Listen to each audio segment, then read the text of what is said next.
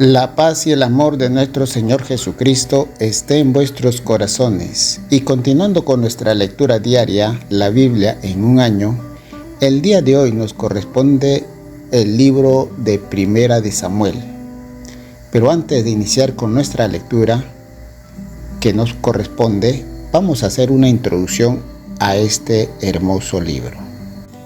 2 libros del Antiguo Testamento lleva el nombre de Samuel, pero en realidad debería considerarse como una sola obra, que forma parte de la gran historia deuteronómica.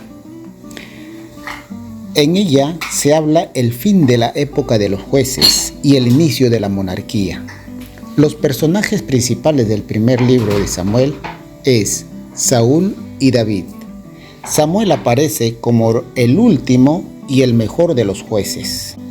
También se le ve en funciones de profeta y sacerdote. Los primeros 12 capítulos de Primera de Samuel se centran de manera más clara en su vida, su nacimiento milagroso, su niñez y formación bajo la tutela del viejo sacerdote Elí. Su trabajo como juez y la elección y ungimiento del primer rey de Israel. Como puede verse, Samuel fue el instrumento de Dios para dar nacimiento a la monarquía. La sección cierra con un discurso de despedida. En él, Samuel advierte a la nación de Israel de los peligros de tener un rey. Saúl es el personaje central del capítulo 13 al 31, pues llega a ser el primer rey de Israel. Pero su historia es triste y trágica. Bien, pronto su desobediencia lo llevó a perder el trono y terminar sus días en el total fracaso. A medida que avanza la narración, la figura de Saúl se ve haciendo más pequeña, mientras que la de David se va agigantando más. Finalmente, David llega a ser el nuevo rey de Israel. Termina el libro con las más violentas y tristes muerte de Saúl y de su hijo Jonatán. David aparece por primera vez en el capítulo 16. Allí, Dios le da a Samuel una lección muy importante sobre el valor y el carácter de las personas. Lección que también nosotros deberíamos aprender. Samuel trata de elegir como rey al que, desde el punto de vista humano, pareciera que debe ser el mejor candidato. Pero Dios interviene y dice: Samuel, no te fijes en su apariencia ni en su grande estatura. Esto no es mi elegido. Yo no me fijo en las apariencias, yo me fijo en el corazón. Así fue elegido David, un jovencito de apariencia débil, pero de gran corazón y con plena confianza en Dios. Estas cualidades lo llevaron de victoria en victoria. El primer libro de Samuel también nos habla de los filisteos, nación vecina de Israel, que se habían establecido en la parte sur, sobre la costa del mar Mediterráneo. Los filisteos eran militarmente más fuertes que Israel, pues tenían carros de guerra, caballos, armas de hierro. Por causa de ellos, el pueblo de Israel pidió un rey. Creían necesitar un ejército y un líder poderoso para enfrentarse a esos terribles enemigos. El Arca del Pacto aparece también como personaje en los relatos que habla de la lucha de los israelitas contra los filisteos. Era un cajón de madera que contenía los 10 mandamientos, la vara de Aarón y un tazón lleno de maná. Para los israelitas, el arca representaba la presencia de Dios en medio de su pueblo. Ellos creían que si el arca acompaña en la batalla, el triunfo estaba asegurado. Sin embargo, los israelitas tuvieron que aprender que la presencia del cofre del pacto no era un objeto mágico, sino que lo más importante era la obediencia a Dios y a sus mandamientos. Otro relato importante es de la batalla de David contra el gigante Goliat, pues resalta la gran lección que Dios quería darle a Samuel y también a nosotros. No mires lo externo, sino el valor interno de las personas. Y en efecto, David se convirtió en el instrumento de Dios para salvar a Israel y acabar con el poder filisteo. Su coraje y confianza en Dios lo llevaron a vencer gigantes. Finalmente aparece la figura de Jonatán, el hijo de Saúl. No fue importante por haber sido el hijo del primer rey de Israel, sino por su profunda amistad con David, el segundo rey. Jonatán y David se amaron como hermanos y se juraron lealtad hasta la muerte. Estos dos jóvenes nos ofrecen uno de los más grandes ejemplos de verdadera amistad. Samuel capítulo 1. Historia de Samuel. Dios le da un hijo a Ana. En Ramá, un pueblo de los cerros de Efraín, vivía un hombre llamado Elcana.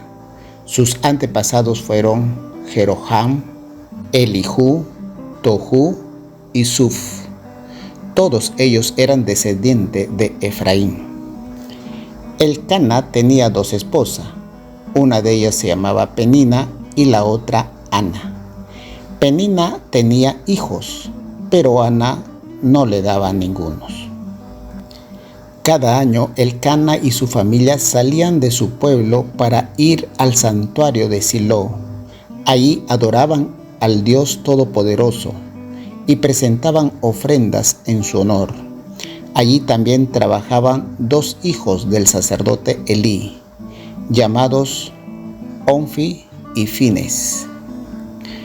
Cuando Elcana presentaba un animal como ofrenda, le daba una parte de la carne a Penina y a sus hijos, pero a Ana le daba la mejor parte porque amaba mucho a pesar de que Dios no le permitía tener hijos.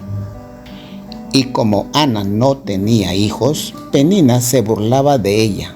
Tanto la molestaba que Ana lloraba mucho, ni comer quería. Todos los años, cuando iban al santuario, Penina la trataba así. Una de esas visitas, Elcana le preguntó a Ana: ¿por qué lloras? ¿Por qué no comes? ¿Por qué te afliges? Para ti es mejor tenerme a mí que tener muchos hijos. Ana dejó de comer, se levantó y se fue a orar al santuario. El sacerdote Elí estaba allí, sentado junto a la puerta. Ana estaba tan triste que no dejaba de llorar. Por eso oró a Dios y le hizo una promesa. Dios Todopoderoso, yo soy tu humilde servidora. Mira lo triste que estoy. Date cuenta de lo mucho que sufro. No te olvides de mí. Si me das un hijo, yo te lo entregaré para que te sirva solo a ti todos los días de su vida. Y como prueba de que te pertenece, nunca se cortará el cabello. Ana oraba a Dios en silencio. Elí la veía mover los labios, pero como no escuchaba lo que decía, pensó que estaba borracha. Por eso le dijo: ¿no te da vergüenza estar borracha? Deja ya la borrachera. Pero Ana le respondió: Señor mío, no crea usted que estoy borracha. No he bebido ni vino ni cerveza. Estoy muy triste y por eso estoy aquí suplicándole a Dios que me responda. Entonces Elí le contestó: vete tranquila y que el Dios de Israel te conceda lo que has pedido. Y Ana le dijo: usted sí me comprende. Dicho esto, Ana regresó a comer y dejó de estar triste. A la mañana siguiente, Elcana y su familia fueron al santuario para adorar a Dios. Y después de eso, regresó a su casa en Ramá. Tiempo después, Elcana y su esposa, Ana, tuvieron relaciones sexuales y Dios permitió que ella quedara embarazada. Cuando nació el niño, Ana le puso por nombre Samuel, porque Dios contestó su oración. Al año siguiente, cuando llegó el tiempo de ir al santuario para presentar la ofrenda acostumbrada, Elcana fue a Silo con toda su familia para cumplir su promesa. Pero Ana no quiso ir con ellos, y por eso le dijo a su marido: cuando el niño ya pueda comer solo, yo misma lo llevaré al santuario y se lo entregaré a Dios. Ahí se quedará a vivir. Elcana le dijo: haz lo que te parezca mejor, que el niño se quede contigo hasta que pueda comer solo, y que Dios cumpla su promesa. Ana se quedó con su hijo y lo cuidó hasta que el niño comenzó a comer solo. Fue entonces cuando Ana lo llevó al santuario de Silo. También llevó como ofrenda un novillo de 3 años, vino y 20 kilos de harina. Después de presentar en el altar el novillo, Ana y su esposo le entregaron al niño al sacerdote Elí. Y Ana le dijo: Señor mío, hace tiempo yo estuve aquí orando a Dios. Yo le pedí este niño y él me concedió. Por eso ahora se lo entrego, para que le sirva todos los días de su vida. Y todos ellos adoraron a Dios. Capítulo 2. El canto de Ana. Entonces Ana dedicó a Dios este canto: Dios me ha hecho muy feliz, Dios me ha dado muchas fuerzas. Puedo taparle la boca a mis enemigos, y estoy feliz porque Dios me ha salvado. Nuestro Dios es el único, nadie se compara a Él. No hay quien pueda protegernos como nos protege nuestro Dios. Cállense, no sean tan orgullosos, no hablen como gente presumida. Dios nos conoce muy bien, sabe cuándo hacemos lo bueno y cuándo hacemos lo malo. Dios quita poder a los poderosos y da fuerza a los débiles. A los que antes tenían mucha comida, Dios hace trabajar para ganarse el pan. A los que siempre tenían hambre, hoy los tiene y bien alimentados. La mujer que no tenía hijos, ahora es madre de muchos. La que tenía muchos hijos, ahora no tiene ninguno. Dios nos da la vida y Él también nos da la muerte. Dios nos hace rico y nos deja pobre también. Nos humilla y nos exalta. Dios saca del basurero al pobre y lo hace reinar entre príncipes. Dios es dueño de todo el universo. Dios protege a quienes lo obedecen. Pero a los rebeldes mueren angustiados. De nada sirve su fuerza. Dios destruye a sus enemigos. Desde el cielo lanza truenos contra ellos. Dios es el juez del mundo. Al que Él pone rey, le da fuerza y poder. Samuel y los hijos de Elí. Después de esto, Elcana y su familia regresaron a su casa en Ramá, mientras que el niño Samuel se quedó con el sacerdote Elí para servir a Dios. Los hijos de Elí eran muy malos y no respetaban ni obedecían a Dios. Hacían cosas terribles con las ofrendas que la gente llevaba al santuario. Por ejemplo, la ley de Dios decía que al presentar las ofrendas primero debía quemarse la grasa del animal y luego darle al sacerdote una porción de la carne. Sin embargo, cuando la gente apenas iba a quemar la grasa, venía un sirviente de los hijos de Elí y le decía al que presentaba la ofrenda: «Dame de la carne que le toca al sacerdote para que yo se la prepare. Debo llevarla cruda, porque el sacerdote no la quiere ya cocida». A veces alguien le contestaba: «Déjame quemar primero la grasa y luego te la llevarás lo que te guste». Pero el sirviente le respondía: «Si no me las das ahora, me las llevaré por la fuerza». Muchas veces el sirviente llegaba con un tenedor, lo metía en la olla donde se estaba cocinando la carne, y todo lo que sacaba era parte para los hijos de Elí. El niño Samuel, por el contrario, servía fielmente a Dios. Elí bendice a Ana. Samuel se vestía con ropas de lino, como los sacerdotes. Cada año su madre le hacía una túnica pequeña y se la llevaba cuando iba con su marido a presentar su ofrenda. En una de esas ocasiones, Elí bendijo a Elcana y a Ana y le dijo: «Ya que han puesto a Samuel al servicio de Dios, que Dios les conceda tener más hijos». Y así sucedió. En los años siguientes, Dios bendijo a Ana y ella tuvo 3 hijos y 2 hijas. Mientras tanto, el niño Samuel crecía bajo el cuidado de Dios. Maldad de los hijos de Elí. Elí ya era viejo, y cuando se enteró de todo lo que hacían los hijos de los israelitas, los llamó y los dijo: «¿Por qué se comportan así? Ya la gente me ha contado todo lo malo que hacen ustedes. Todos en Israel hablan mal de ustedes. Si una persona ofende a otra, Dios puede decidir quién tiene la razón. Pero si alguien ofende a Dios, no hay quien pueda defenderlo».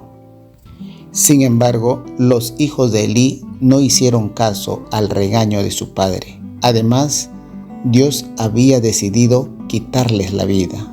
Mientras tanto, el niño Samuel seguía creciendo y Dios y la gente lo querían mucho. Un profeta reprende a Elí.